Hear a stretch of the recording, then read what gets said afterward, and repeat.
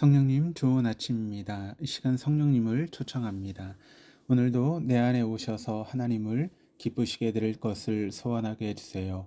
오늘 말씀을 통해 구체적으로 무엇을 해야 할지를 깨닫게 해주세요. 깨달은 것을 삶 속에서 실천할 수 있도록 도와주세요. 아멘. 오늘 함께 나누실 하나님 말씀은 레위기 13장 45절에서 59절까지 말씀입니다.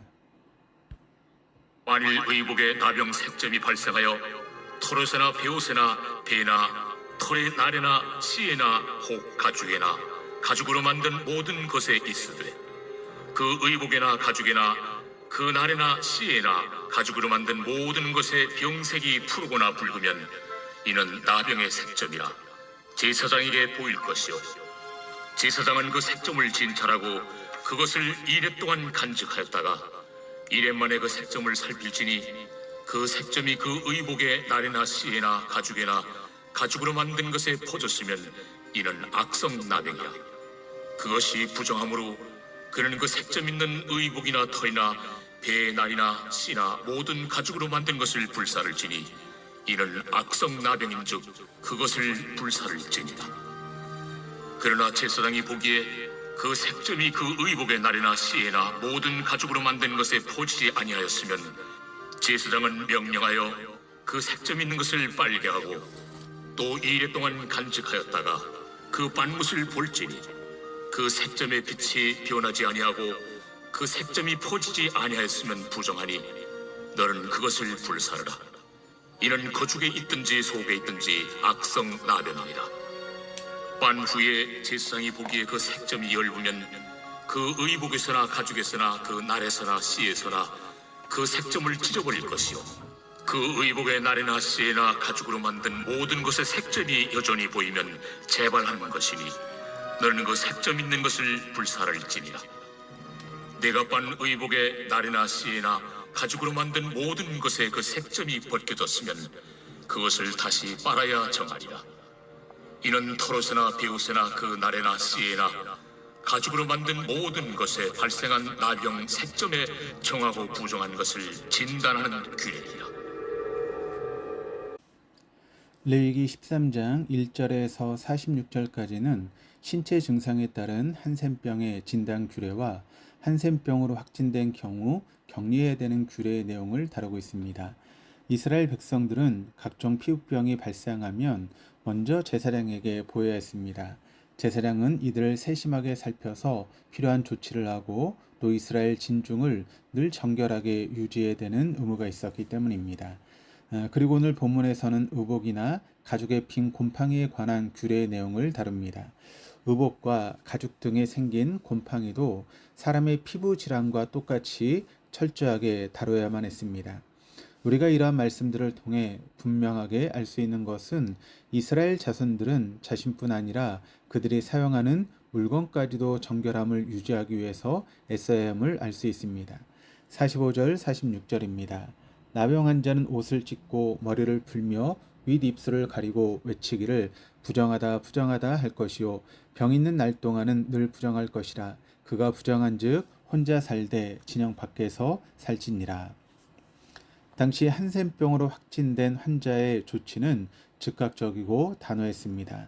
우선 한센병 환자는 본인의 옷을 찢고 머리를 풀어 헤침으로 슬픔과 비통함을 나타내야만 합니다. 그리고 윗입술을 가리고 부정하다 부정하다라고 외쳐야 합니다. 본인에게 다른 사람들의 접근을 막아 전염을 막기 위함입니다. 따라서 한센병 환자는 즉각 격리되어 진 밖으로 추방되었습니다. 그렇게 진 밖으로 추방되었다가 완치되는 경우에만 다시 진영 내로 복귀가 가능했습니다. 47절 49절입니다. 만일 의복에 나병 색점이 발생하여 털옷에나 베옷에나 배나 털에 날에나 씨에나 혹 가죽에나 가죽으로 만든 모든 것에 있을 때 그 의복에나 가죽에나 그 날에나 씨에나 가죽으로 만든 모든 것에 병색이 푸르거나 붉으면 이는 나병의 색점이라 제사장에게 보일 것이요. 고대 사회에서 곰팡이의 발생은 매우 주의해야 하는 상황으로 받아들였습니다. 곰팡이를 그대로 방치하면 순식간에 곰팡이가 번져서 물건을 망가뜨리고 건물을 크게 훼손할 수 있었기 때문입니다. 이스라엘 백성들은 건강하고 쾌적한 환경을 유지하며 살아가야 할 의무가 있었기에 이런 곰팡이 문제는 심각한 문제로 다루어져 있습니다. 특히 옷이나 가죽 제품은 곰팡이 간염에 상당히 취약합니다.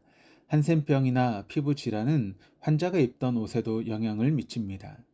옷은 몸에서 뗄래야 뗄 수 없는 물건이기 때문에 신경 써서 정결하게 해야 했습니다. 곰팡이가 악성으로 분류되는 기준은 푸른색 얼룩이나 붉은색 얼룩의 발생 여부입니다. 물건에 이러한 곰팡이가 발견되면 즉시 제사장에게 검사를 받아야 했습니다. 이런 색깔을 띤 증상은 매우 유해한 푸른 곰팡이와 붉은 곰팡이로 의심되었기 때문입니다. 50절에서 52절입니다. 제사장은 그 색점을 진찰하고 그것을 이래 동안 간직하였다가 이래 만에 그 색점을 살필지니 그 색점이 그 의복의 나래나 씨에나 가죽에나 가죽으로 만든 것에 퍼졌으면 이는 악성 나병이라. 그것이 부정함으로 그는 그 색점 있는 의복이나 털이나 배의 날이나 씨나 모든 가죽으로 만든 것을 불사를 지니 이는 악성 나병인즉 그것을 불사를 지니라. 당시 의복과 가죽 제품은 상당히 값비싼 물건이었습니다. 그래서 색점이 생겼을 때 제사장은 바로 판단하지 않고 일주일이나 더 기다렸다가 신중하게 판단을 했습니다. 하지만 색점이 표면에 번져서 악성 곰팡이로 최종 판정을 받으면 미련 없이 그 물건을 태워 없애야만 했습니다. 당시 이스라엘 백성들이 거룩하고 정결한 삶을 유지하기 위해서 얼마나 애를 쓰고 있었는가라고 하는 것을 우리가 알 수 있습니다. 53절에서 55절입니다. 그러나 제사장이 보기에 그 색점이 그 의복의 나래나 씨에나 모든 가죽으로 만든 것에 퍼지지 아니하였으면 제사장은 명령하여 그 색점 있는 것을 빨게 하고 또 이래 동안 간직하였다가 그 빵 곳을 볼지니 그 색점의 빛이 변하지 아니하고 그 색점이 퍼지지 아니하였으면 부정하니 너는 그것을 불사르라. 이는 거죽에 있든지 속에 있든지 악성 나병이니라. 만약 일주일 동안 관찰했는데 그 물건에 더 이상 색점이 퍼지지 않으면 색점이 생긴 물건을 물로 씻은 다음에 다시 일주일을 더 지켜보았습니다. 총 14일을 지켜보는 겁니다. 만약 14일이 지나고 나서도 색점이 그대로 남아있다면 악성 곰팡이로 최종 판정을 내렸습니다. 그때도 마찬가지로 의복이나 가죽 제품은 즉시 불살라야만 했습니다. 56절에서 59절입니다. 반 후에 제사장이 보기에 그 색점이 엷으면 그 의복에서나 가죽에서나 그 날에서나 씨에서나 그 색점을 찢어버릴 것이요 그 의복의 날에나 씨에나 가죽으로 만든 모든 것에 색점이 여전히 보이면 재발하는 것이니 너는 그 색점 있는 것을 불사를 지니라. 내가 빤 의복의 날에나 씨에나 가죽으로 만든 모든 것에 그 색점이 벗겨졌으면 그것을 다시 빨아야 정하리라. 이는 털옷이나 베옷이나 그 날에나 씨에나 가죽으로 만든 모든 것에 발생한 나변 색점에 정하고 부정한 것을 진단하는 규례니라. 물건을 세탁한 뒤에 색점이 엷어졌으면 그 색점 부위만을 뜯어낸 뒤에 수선해서 물건을 재사용할 수 있습니다. 그리고 세탁 후에 색점이 아예 없어졌다면 그 물건을 다시 한번 세탁하는 것으로 정결하다라고 했습니다. 하지만 그 색점이 그대로라면 증상이 재발된 것이므로 통째로 불사르고 조금도 남겨두지 말아야 합니다. 고대에서 옷은 분명 귀하고 값진 것이지만 없애야 될 때는 없애야만 했습니다. 소탐, 대실이라고 하는 말처럼 아껴두다가 더 큰 것을 잃을 수도 있기 때문입니다. 그것은 우리의 신앙생활도 마찬가지입니다. 어떤 경우는 씻어내고 바로잡기만 하면 됩니다. 하지만 어떤 것들은 근처에도 가지 말아야 합니다. 골로새 2장 21절에는 붙잡지도 말고 맛보지도 말고 만지지도 말라라고 말씀이 있습니다. 때론 아무리 귀한 것이라도 확실하게 찍어내버리고 뽑아버려야 할 것이 있습니다. 그것이 건강한 신앙생활을 할 수 있는 방법이기 때문입니다.